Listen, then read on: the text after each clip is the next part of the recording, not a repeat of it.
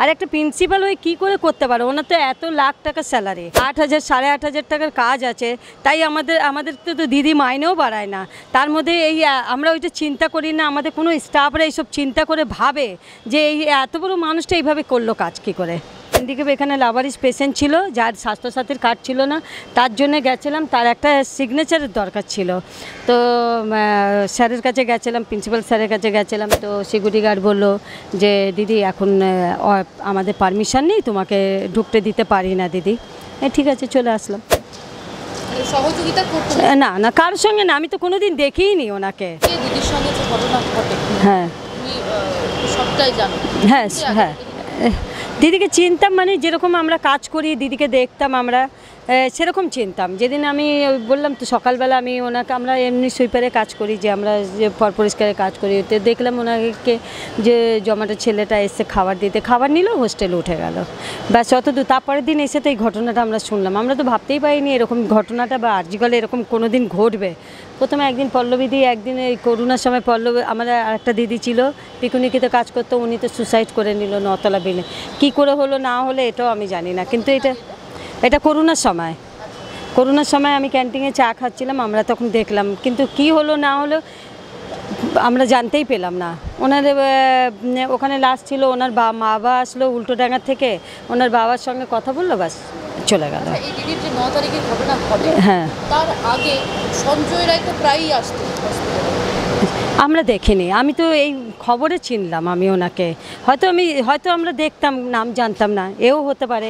এখানে কত লোক তো আসে বলে, আমরা তো সেটা আমি তো খেয়ালই করিনি। আর আমরা তো ভাবতেই পারিনি যে এরকম একটা সিভিল পুলিশ, মামুলি একটা নর্মাল একটা সিভিল পুলিশ সন্দীপ ঘোষের সঙ্গে যে এরকম ওনার সঙ্গে এত রিলেশান, যে একটা প্রিন্সিপাল আছে, একটা মানুষ, এত বড় মানুষ, যার কাছে আমরা যেতে গেলে 10 বার ভাবি, চিন্তা করি, তার সঙ্গে একটা এরকম মামুলি একটা লোকের এরকম রিলেশান আমরা ভাবতেই পারিনি যে এরকম কাজটা হবে। এটা তো চিন্তার ধারণা। আর একটা প্রিন্সিপাল হয়ে কী করে করতে পারে? ওনার তো এত লাখ টাকা স্যালারি, তো ওনার এই জিনিসগুলো, এই নোংরা জিনিসগুলো করে কি করে, বুদ্ধি মাথায় ঢুকে কি করে? আর আমরা তো এই তুচ্ছ মানুষ, আমাদের স্যালারি 8,000 8,500 টাকার কাজ আছে, তাই আমাদের তো দিদি মাইনেও বাড়ায় না। তার মধ্যে এই আমরা ওইটা চিন্তা করি না, আমাদের কোনো স্টাফরা এইসব চিন্তা করে ভাবে যে এই এত বড় মানুষটা এইভাবে করলো কাজ কী করে। এই মানুষটার চেয়ে একবার লজ্জা করলো না যে এই জিনিসটা করবে? বা এত বড় বড় খবর তো দেখছি, এখানে চুরি, ওখানে 2 নম্বরই, ওখানে 2 নম্বরই এইসব হচ্ছে, এগুলো তো দেখছি, খবরে দেখছি।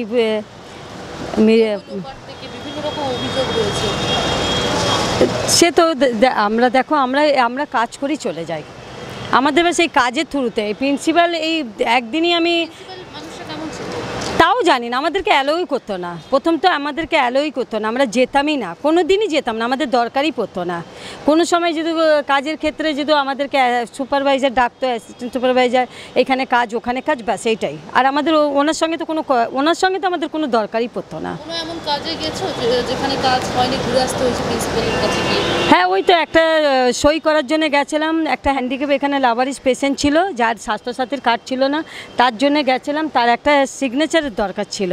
তো স্যারের কাছে গেছিলাম, প্রিন্সিপাল স্যারের কাছে গেছিলাম। তো সিকিউরিটি গার্ড বললো যে দিদি এখন আমাদের পারমিশন নেই, তোমাকে ঢুকতে দিতে পারি না দিদি।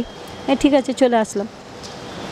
সহযোগিতা করতে না না, কারোর সঙ্গে না, আমি তো কোনোদিন দেখিইনি ওনাকে, আমি তো কোনোদিন দেখিনি, আমি তো এই খবরেই দেখছি, চাই ওনাকে দেখছি, চাই সঞ্জয় রায়কে, এদেরকে তো আমরা খবরে দেখছি। আমরা কাজ করি, সকালে আমরা চলে যাই, অনেকেই ম্যাক্সিমাম লোকই হয়তো দেখে না। এবার যারা ওনার সঙ্গে ঘনিষ্ঠ, যারা ওঠে বসে, তারাই জানে। আমরা তো এইটাই চিন্তা করি, আমরা তো সব স্টাফরাই বলছি যে এত লাখ লাখ টাকা যে স্যালারি, এত ভালো, এত পজিশনে, এত যখন উনি বেরোয়, কত সিকিউরিটি গার্ড, কত মানুষ ওনার সঙ্গে থাকে।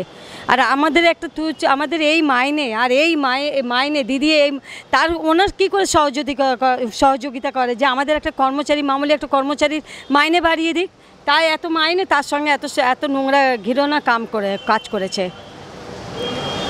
হাসপাতালের মধ্যে কখনো শ্লীলতাহানি বা কোনো রকম মেয়েদের উপরে?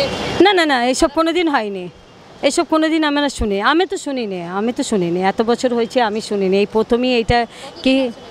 আমি 2016 থেকে ঢুকেছি, 2024 হচ্ছে, শুনিনি। 2016 6,000 টাকা দিয়ে কাজে ঢুকেছি, এখন 8,600 টাকা হয়েছে আমাদের মাইনেও একটু বাড়াক, মাইনের জন্য তো অনেকবার বলেছি, অনেকে স্টাফেরিও বলছে মাইনেটা বাড়াক, এইসব না করে এত এত পয়সা কামাচ্ছে, তার চেয়ে ওই পয়সা আমাদের গরিবদেরকে দিক, একটু মাইনে বাড়িয়ে দিক।